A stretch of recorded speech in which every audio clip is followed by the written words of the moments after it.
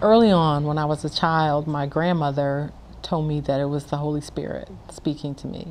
Back then, my voices were really positive. They were advice givers, and they usually gave me really good advice. It wasn't until I got older, after my son was born, that the voices were negative, they were distressing. They were telling me terrible things about myself. When the first voices external to myself started, they were basically questioning me, and everything that they said was related to things that I was thinking and feeling about myself. So it was completely understandable. The scary part was that they were voices in my environment rather than my own inner voice.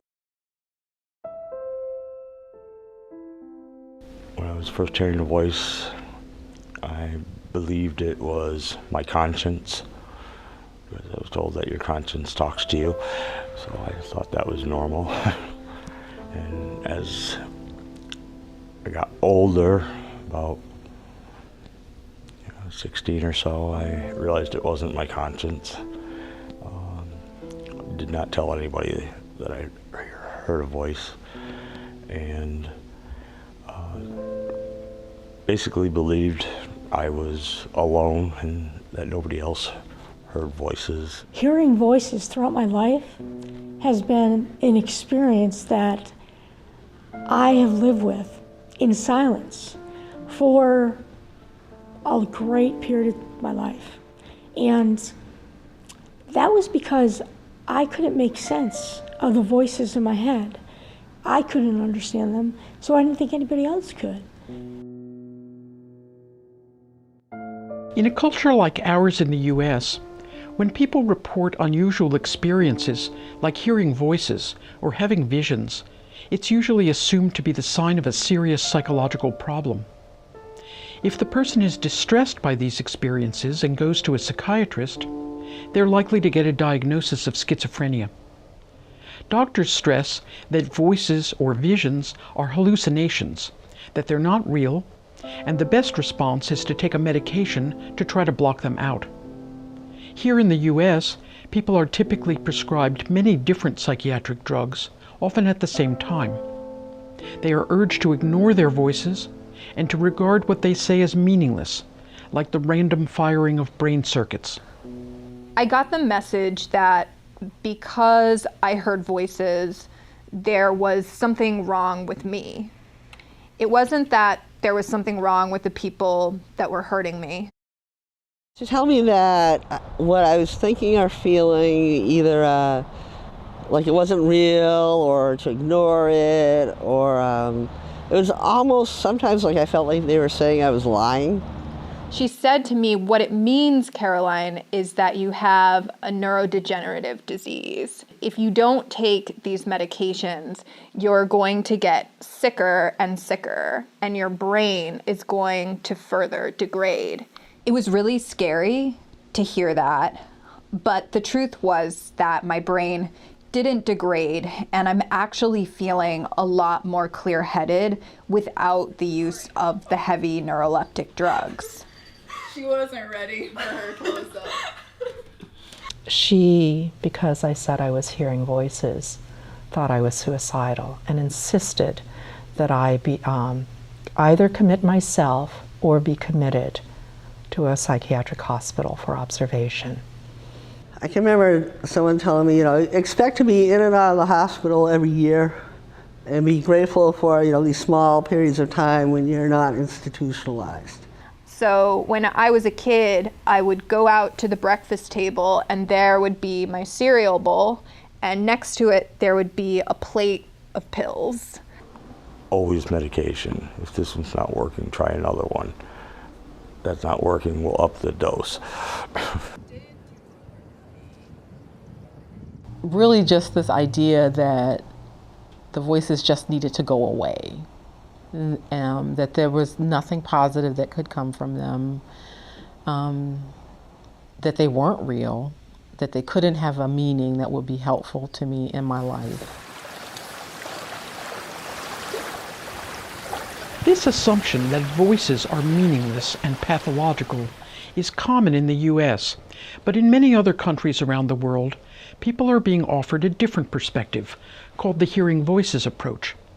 It got its start when a Dutch psychiatrist named Marius Rom started listening to one of his patients, Patsy Haga, in a very different way from how he had been trained.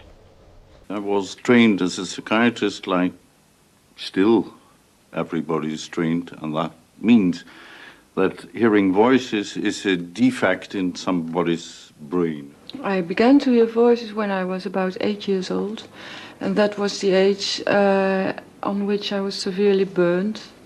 Patsy heard voices that told her to kill herself. Rom felt that he had no choice but to hospitalize her. No treatment seemed to help. Then one day, in desperation, he decided to try something radically different. He got Patsy together with several other patients who also heard voices in the hope that they might understand her better than he did. To Rom's astonishment, this actually seemed to work. These patients opened up to one another in new ways, and knowing that they weren't alone made them feel less isolated and strange. Patsy had long insisted that what she needed was a focus on the voices themselves and a recognition that her experience was real. Rom's partner, Sandra Escher, who at the time was a science journalist, arranged for Marius and Patsy to appear together on a popular television talk show. Viewers were asked to call the station after the program if they had personal experience of voices. Within a few days, hundreds of people had called, many of whom were themselves voice hearers. Then, an astonishing fact emerged. More than a third of those who said they regularly heard voices had never had any connection to the mental health system. They hadn't seen psychiatrists or been given any kind of diagnosis. They were just living ordinary lives. Rom and Escher and their colleagues have now devoted more than 25 years to studying the differences between these two groups, the voice hearers who become psychiatric patients and those who don't.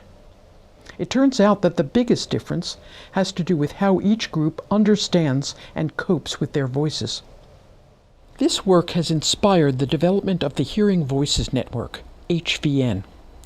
All over the world, voice hearers and their families, along with clinicians and mental health researchers, are working collaboratively to expand a network of peer support groups where people can gain a deeper understanding of their own experiences and learn to integrate them into a full life. This new approach contradicts a long-held assumption of Western psychiatry that talking about voices will make the person worse. Instead of seeing voices as a sign of illness or something that should simply be gotten rid of, hearing voices groups help people to uncover the meanings of these experiences and the contexts in which they are most likely to occur. As a result, many people learn to cope more effectively with their voices or stop hearing them entirely. These groups also welcome those who experience visions or other unusual states, not just voices per se. I think every city should have voice hearing groups, number one, because it's something that people don't talk about. And psychiatrists don't deal with voices, number one, they just don't deal with that.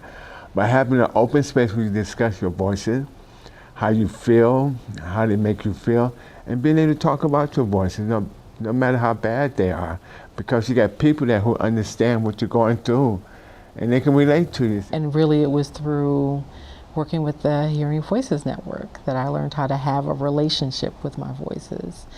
I learned how to negotiate with them and to work with them to figure out why they said what they said, the way they said what they said, and to discover a meaning for the voices.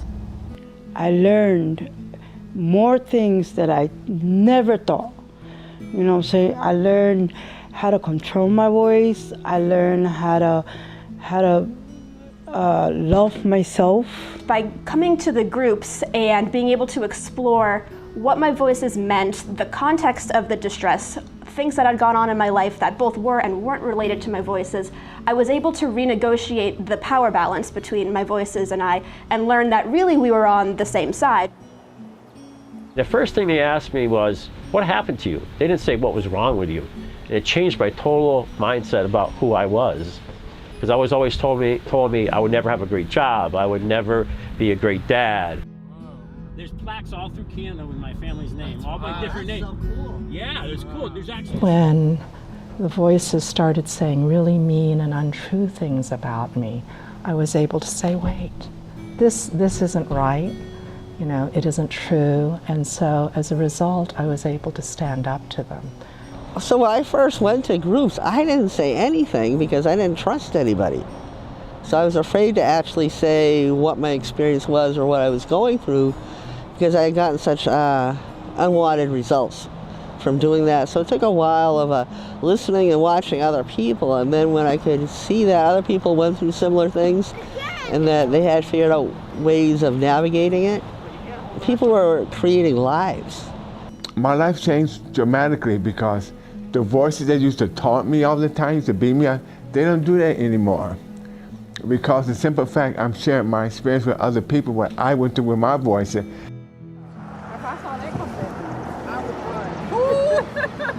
A big thing for me was knowing that I wasn't alone and not being judged. A place that I could talk freely, not worrying about, am I going to end up in the hospital? It's given me clarity, that's given me more stability, more confidence.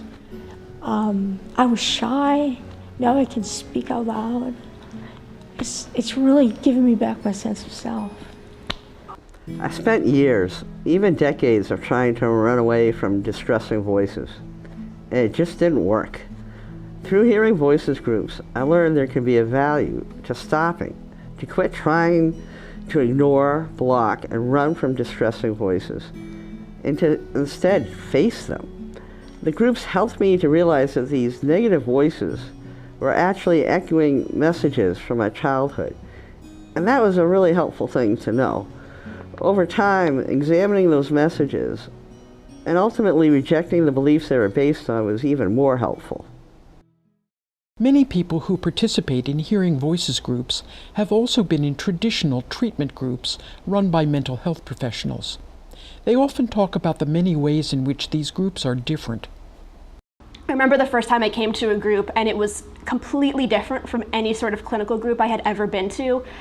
We were having a dialogue, people genuinely liked each other, people were friends, and people shared experiences that were so deep and so beautiful, and also had very different frameworks for understanding them, but there was never anyone trying to put that framework on someone else. And that's another big thing with the group, is it's not a forced group. Everybody is there because they want to be there. One of the things that I really appreciate about hearing voices groups is that when you come in, it's not like there are these people over here who are the helpers and who have completely recovered and who have all the information, and then these people over here who are the ones receiving help. It feels like sort of no matter where we are in our journeys, we're all working together to share stories and share strategies and collectively create the lives that we want to live. One of the most important functions of hearing voices groups is that they provide an opportunity to share concrete strategies for coping with voices that are distressing. The assumption is that different strategies will work for different people, or even for the same person at different times. By taking a curious and non-judgmental attitude, the group allows participants to discover what works best for each of them personally. What's worked well is to address them from a place of strength. But it's really hard to get things like strength, purpose, meaning, and connection from a prescription. They gave me techniques, like if I hear my voices and I want to talk back to them, I shut my phone off totally. I walk down the street, it's like, no, argue with the person, but no one knows that I'm hearing voices. They think I'm having a conversation on the phone. I dropped out of 4 colleges because of my voices. If I had voicing groups back then, maybe I have a degree by now. And that haunts me sometimes. What I realized is that when I am hearing a voice that's telling me that I should die, it usually means that there is something in my life that needs to die. It's not that my literal heart needs to stop beating, but there's usually a role or a relationship or something I'm doing that needs to end so that I can go on living. And HVN has been an incredible resource for me in being able to understand the metaphor and deeper messages of voices. I think it's a lot easier to discover those things when you're feeling supported by a community and when you're doing it in conversation with people who also have the wisdom of, walking through darkness and struggle.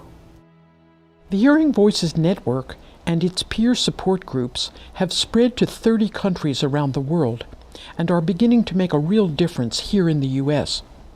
There are now more than 100 in-person and online groups across the country, and trainings for new facilitators of these groups, who can be voice hearers, mental health professionals, family members, or peer advocates, are taking place in many locations. Even people who have been in the mental health system for years, who have been prescribed many different drugs or been hospitalized multiple times, are finding their lives significantly changed. As a voice hearer, I was trying to find resources that could help me understand my experiences better. And so I went online and just started looking around and found the Hearing Voices Network, and was just overwhelmed and joyful, really, that there was such a thing. The Hearing Voices Network has really made me feel a part of a community. What I find so welcoming about HVN is that I'm allowed to be a spiritual being and have a spiritual perspective on my voices. Fire we got. All right, this is supposed to be...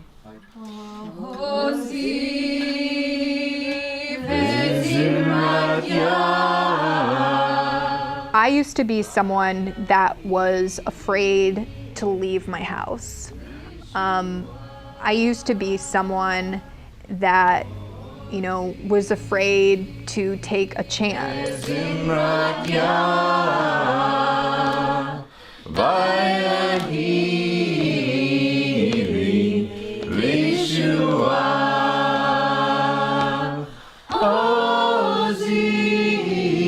HVN has really taken me out of that isolated place.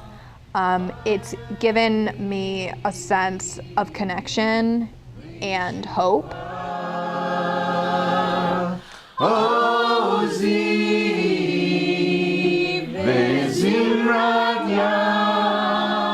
Research is now underway to identify the key elements that make Hearing Voices groups so useful.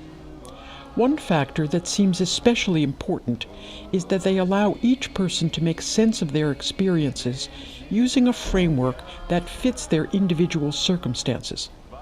The groups also help with specific strategies to cope with distress when it becomes overwhelming. Even people who have experienced significant trauma are living far richer lives as a result of their participation in these groups than what they or others had thought possible.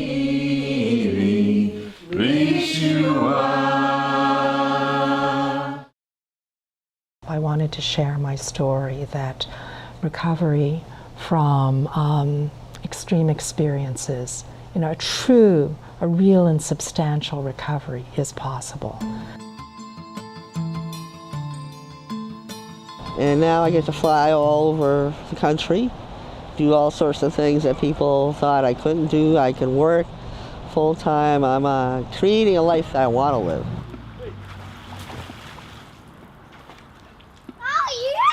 The biggest change I would have to say is that I have a greater sense of purpose. I have a stronger sense of community, because I know every Wednesday, from 6 to 7:30, there's a place I can go to where there's no judgment, where I'm going to be around like-minded people who have similar experiences, where I can share and they're going to share, even if there are some big emotions that happen in the meeting, we still walk away from it feeling good about each other and about our experience there. And we go back out into the world and we're able to handle things. There are a lot of different people who have different experiences.